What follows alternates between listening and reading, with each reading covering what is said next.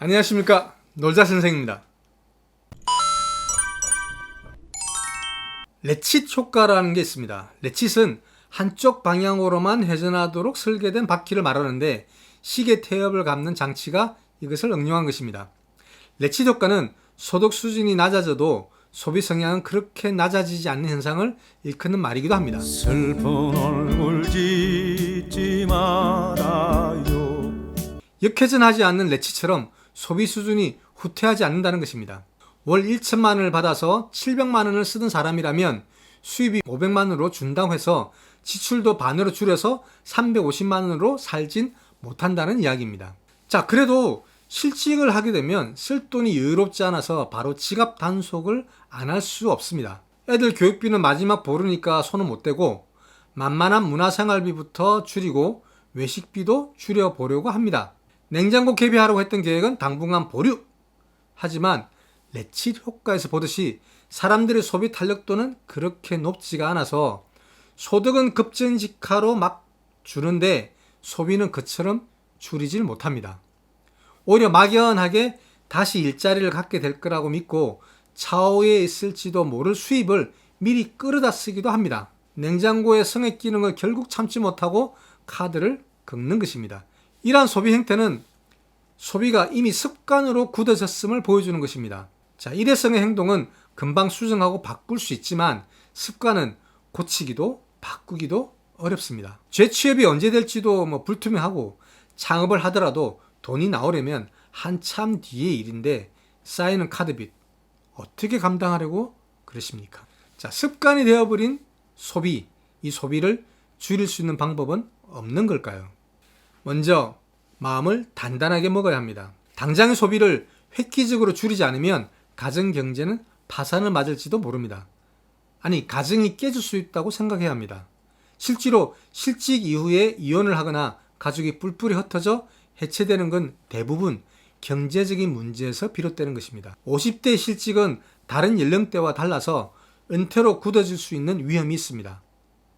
줄일 수 있는 것은 줄이면서 혹시 장기전이 될지도 모를 수입 제로의 상황에 대비를 해야 한다는 것입니다. 게다가 50대는 인생의 반환점을 도는 시점이라서 아예 실직을 넘어서 인생 후반전에 대한 대비를 해야 합니다.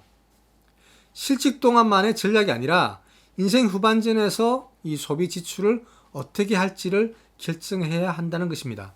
이제는 설사 재취업을 한다 해도 노후를 바라보고 전반적인 가정 경제의 규모를 줄이는 쪽으로 다운사이징 하지 않으면 안 됩니다. 영화관 가는 횟수를 줄이거나 맛집 덜 간다 이런 차원의 문제가 아니라 가지고 있던 차를 팔거나 아니면 집의 규모를 줄이거나 하는 정도의 특단의 조치가 필요할지도 모르는 상황이라는 겁니다. 이 전략하다가도 재취업을 하는 순간에 다시 요요처럼 소비는 제자리로 돌아가게 될 것이고 결국 얼마 지나지 않아서 맞게 될 은퇴 시에는 노후 빈곤이라고 하는 더 큰 경제적 위기를 맞게 될지도 모릅니다.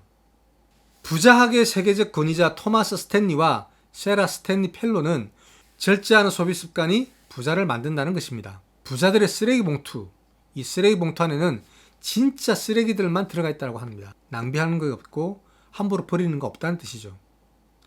자, 소비를 하기 전에 이 물건은 진짜 내게 필요한 것인가? 아니면 갖고 싶은 욕심 때문인가? 따지는 습관이 요구가 됩니다. 90일 완성 돈 버는 평생 습관이라고 하는 자기 개발서를 쓴 일본의 재무 컨설턴트 요코야마 미츠야키는 돈을 모으려면 우선 생활부터 개선하라고 일갈합니다. 저 사람이 돈을 모을 수 있을까? 못 모을까? 하는 건 그 사람의 책상을 보면 알 수 있다고 합니다. 돈을 모으지 못하는 사람들의 공통점은 책상이 어지럽고 생활이 산만하다는 것입니다. 흐트러진 생활은 정리가 안 된 삶이고 그럼 자신이 이미 가지고 있는 것도 잘 모르고 이미 가지고 있는 것조차도 잘 활용하지도 못하는 사람입니다. 자신의 취향을 정확히 파악하지도 못하고 변덕도 심한 사람입니다. 그러면 집안에 어딘가에 분명히 있는데도 불구하고 또 그 똑같은 제품을 또 사거나 활용도가 떨어지는 물건을 사거나 곧 실증이 나서 잘 쓰지도 않을 물건들을 사게 된다는 것입니다. 여러분 혹시 집안에 이런 거 있지 않나요? 작년에 사놓고 딱 한 번 입었던 옷. 지금 옷장 있지 않아요? 한 페이지도 읽지 않고 그대로 꽂혀있는 책. 냉동실 구석에 처박힌 지 1년 된 음식 재료. 평소에 맛집 찾아보는 거 말고는 별로 쓰지도 않는 무제한 데이터.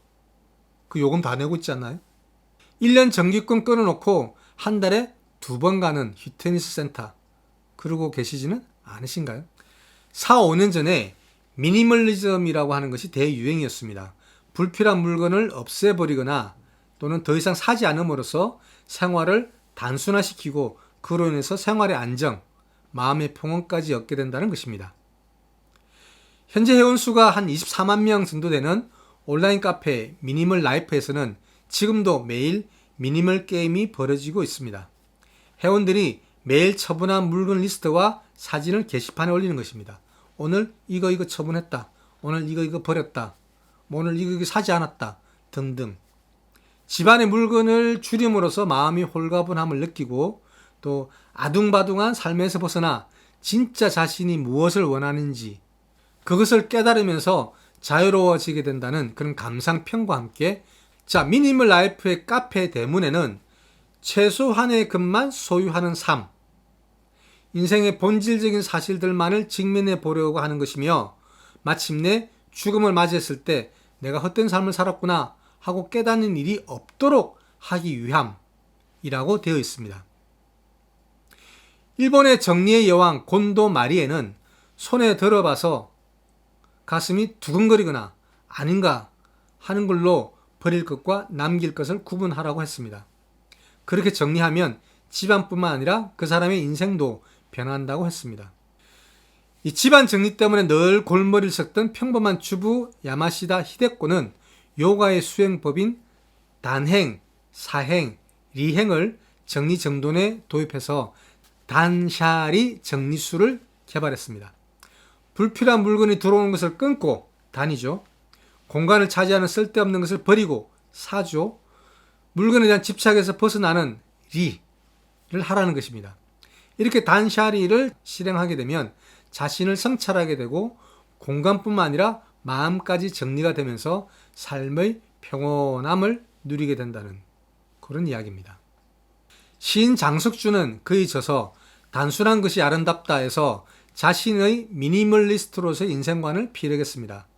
단순함의 미학 추구, 작은 집에서 살기 운동, 소식이 좋다는 인식의 확산, 적게 벌고 적게 쓰자는 각성 등 사회 전반의 낭비와 소비의 제동을 걸려는 생태주의적 각성이며 욕망을 제어하지 못하고 폭주하는 주류 문화에 대한 반동에서 촉발된 일종의 반문화 운동으로서 새로운 문명의 패러다임이다. 성공과 소유가 행복을 가져다 준다는 믿음은 자본주의가 만들어낸 허구이고 거품일 뿐인 것이다. 미니멀리스트는 자본주의가 유포하는 허구적 신화를 따르지 않고 가치와 충만함에 집중하는 사람들이다. 그러니까 미니멀리스트는 비본질적인 삶에서 벗어나서 본질의 삶에 충실하려는 사람들인 것이다.